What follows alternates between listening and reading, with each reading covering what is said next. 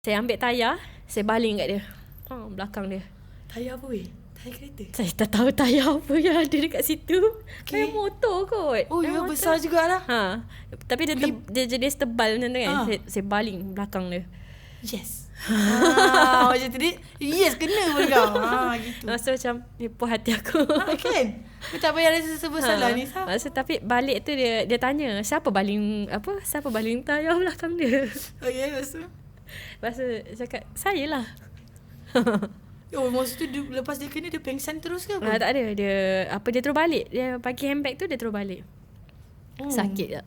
Dia rasa baru ada akai. Macam tu. Oi, power juga awak. Bagus lah. Itu ada orang kata self defense lah. Macam yelah, protect diri, protect your family kan. Betul. Dia dah masuk campur. Okay, alright. Apa ni, kalau aku dah tanya benda paling pahit, paling manis, kita dah tanya apa benda yang dia dah buat kan. Macam family awak sendiri ada tak cakap macam, you know, family awak tahu tak pasal kes awak kena semua-semua benda ni? Tahu. So apa penerimaan family awak? Diorang ikut keputusan saya.